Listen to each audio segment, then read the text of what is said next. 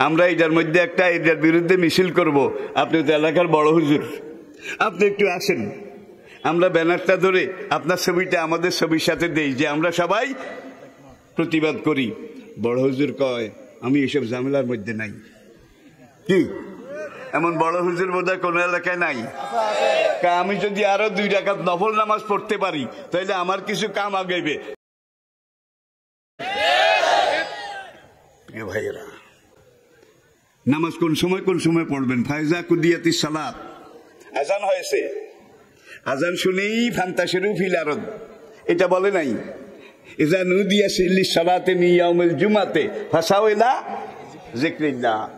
কিনা বেচা, কাজ কাম, এগুলা মুলতবি করে মসজিদের দিকে যাও, জামাতে সালাত আদায় করো, ফরজ।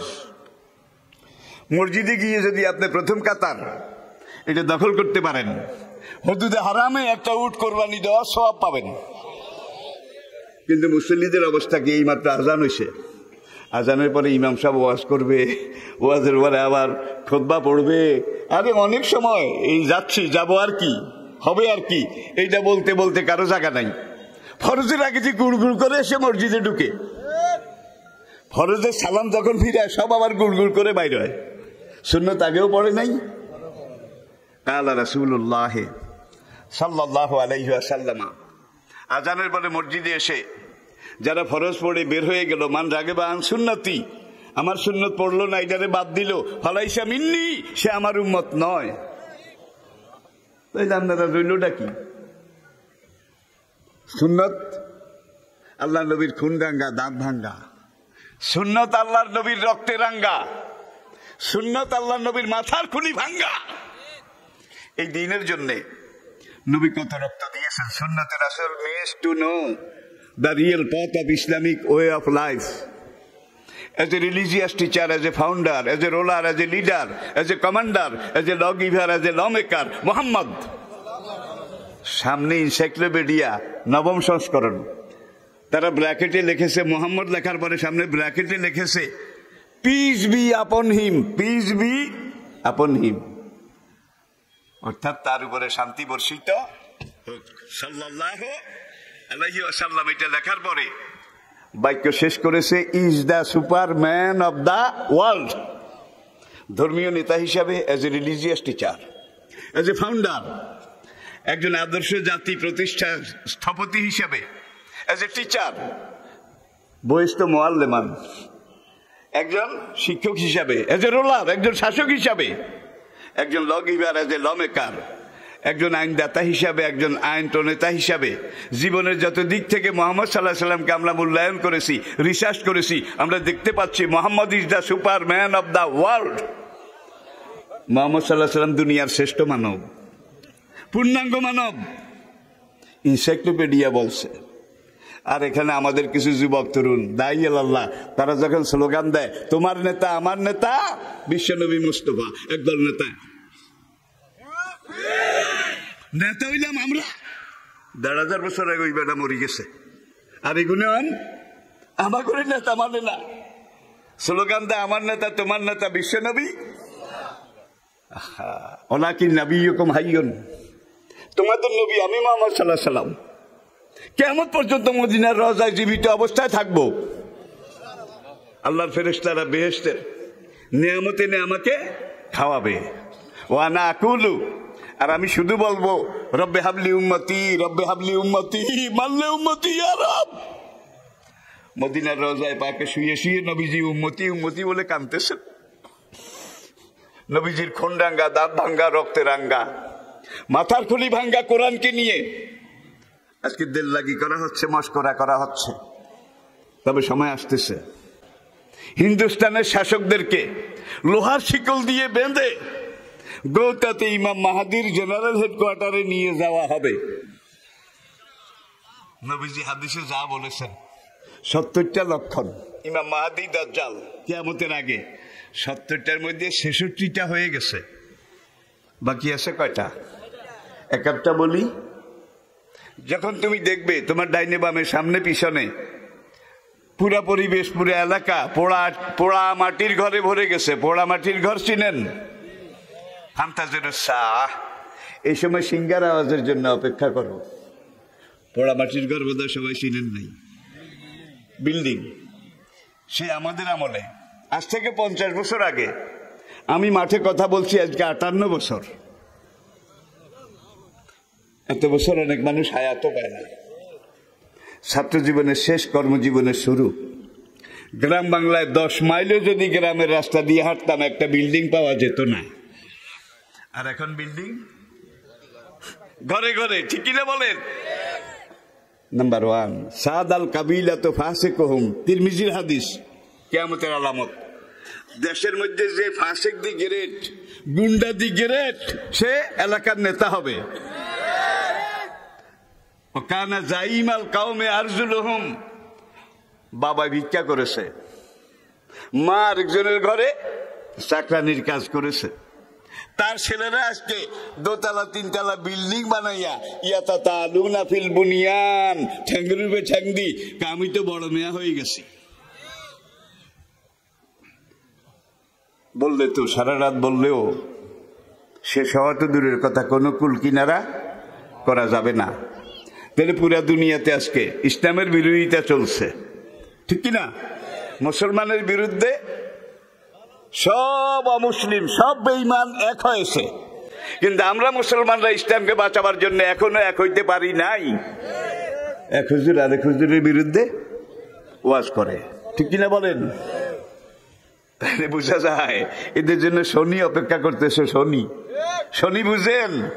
শনি অপেক্ষা করতেছে। ওয়াতাসিমু বিহাবলিল্লাহি জামিআ ওয়ালা তাফাররাকু। আপনার দুধের গাই একটা, মনে করেন 10 কেজি দুধ দেয়, আপনার অন্য কোনো সম্পদ নাই, গাভী এটা দুধ বিক্রি করে আপনার সংসার চলে।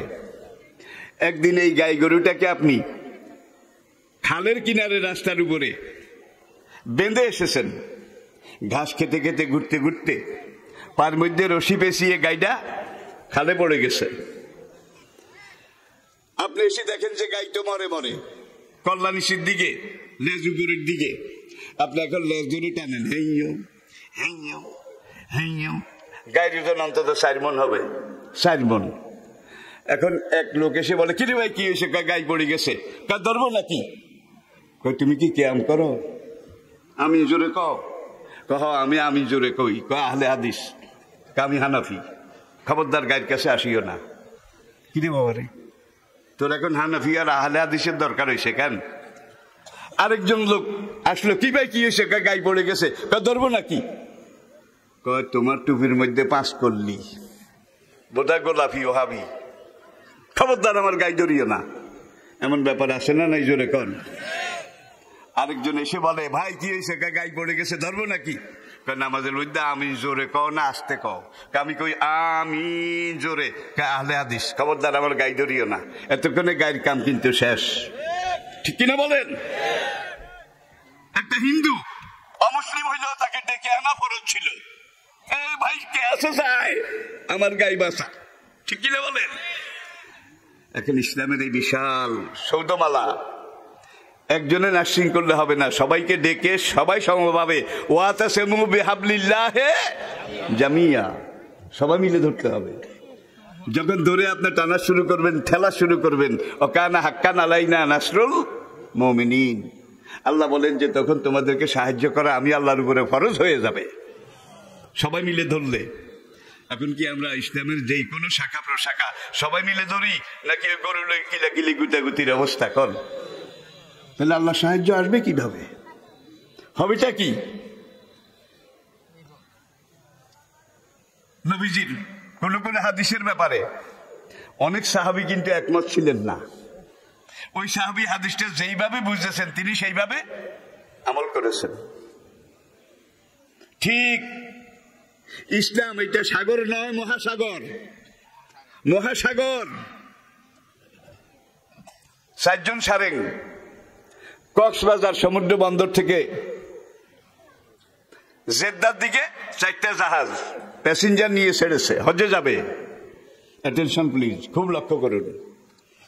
প্রথম জাহাজটা কক্সবাজার থেকে নোংর তুলে কুতুবদিয়া চ্যানেল দিয়ে বের হয়ে বঙ্গোপসাগরে নামছে। কুতুবদিয়া চ্যানেল দিয়া 2 নম্বর জাহাজটা কক্সবাজার থেকে নঙ্গর খুলে সন্দ্বীপ চ্যানেল দিয়ে বঙ্গোপসাগরে নামছে। 3 নম্বর জাহাজটা কক্সবাজার থেকে একই সময় নঙ্গর তুলে হাতিয়া চ্যানেল দিয়ে বঙ্গোপসাগরে নেমেছে। শেষ 4র্থ জাহাজটা কক্সবাজার সমুদ্র বন্দর থেকে নঙ্গর তুলে সোনাদিয়া চ্যানেল দিয়া বঙ্গোপসাগরে নেমেছে। 7 দিন পরে দেখা গেছে একই সময় 4টা জাহাজ জেদ্দা পৌঁছেছে। যে চ্যানেল দিয়ে যাক মঞ্জিল কি? জেদ্দা। গন্তব্য কি? এখন কথা বলতে বলতে এক সারেক আরেক সারেনকে জিজ্ঞাসা করে, ভাই কক্সবাজার থেকে তুমি কোন চ্যানেল দিয়া বঙ্গোপসাগরে নামছ? আমি তো কুতুবদিয়া চ্যানেল দিয়া নামছি। কমিনের বাচ্চা, আমি নামলাম সন্দ্বীপ চ্যানেল দিয়া, আর তুই কুতুবদিয়া চ্যানেল দিয়া নামলি কে? আমার চ্যানেল দিয়া নামা দরকার ছিল। আরেক জাহাজের সারেং আরেকজনকে জিজ্ঞাসা করে, ভাই তুমি কোন চ্যানেল দিয়া বা সাগরে নামছ? আমি তো হাতিয়া চ্যানেল দিয়ে নামছি। ছোট লোকের বাচ্চা, আমি সোনা দিয়া নামছি, তুই হাতিয়া গেলি কে? যে চ্যানেল দিয়েই যাক মঞ্জিল কিন্তু এক। ইসলামের গভীরতা যেদূর, বঙ্গোপসাগরের গভীরতা যেদূর, প্রশস্ততা যেদূর, ইসলামের প্রশস্ততা গভীরতা তার চেয়ে কম, বেশি। এক সারেং এক চ্যানেল দিয়া গেছে। এই জন্য মজহাব 4টা। কি এই জন্য মজহাব? এবং এই 4টা হক। এই 4 জন সারেং যে 4টা চ্যানেল দিয়ে গেল, 7 দিন পরে জেদ্দা পৌঁছলো, বোঝা গেল চ্যানেল 4টা হক, 4টা ন্যাচিউড। ঠিক কিনা বলেন? এখন কোন লাইন দিয়ে আইসে এটা লইয়া কিলাকিলি করলে খুব লাভ হবে। ফরিদপুরে আহলে হাদিস আর হানাফি, আরে মসজিদ বানা, আন্নাল মাসাজিদা লিল্লাহি ফালা তাদউ মা আল্লাহি আহাদা। মসজিদগুলো আল্লাহর। তারা মসজিদ বানাইছে, বলে সাইনবোর্ড লাগাইছে আহলে হাদিস জামে মসজিদ। কিরে ভাই, আহলে হাদিস ভাই এটা লইয়া কিলাকিলি লাগছে, শেষ মসজিদে আগুন লাগাই দিছে। মসজিদ, ঠিক কিনা বলেন? কাবা শরীফের এক দুয়ারে বোধহয় লেখা আছে এটা আহলে হাদিস, এটা হানাফি, এটা মালিকি, এটা শাফি, এরকম লেখা আছে। সব আল্লাহর কাছে যাওয়ার জন্য বিভিন্ন তরিকা, বিভিন্ন ফরিক, বিভিন্ন মজহাব, কিন্তু গন্তব্য সবার এক। তাহলে বঙ্গোপসাগরের গভীরতার চেয়ে ইসলামের গভীরতা কম নাকি বেশি? বঙ্গোপসাগরের প্রশস্ততার চেয়ে ইসলামের প্রশস্ততা কম না বেশি? আলহামদুলিল্লাহ, আমরা ইসলামকে বুঝার চেষ্টা করি। এগুলো নিয়ে গুতাগুতি মারামারি মানে ইসলামকে ছোট করা। ঠিক কিনা বলেন? আমরা যেন এগুলাতে লিপ্ত না হই।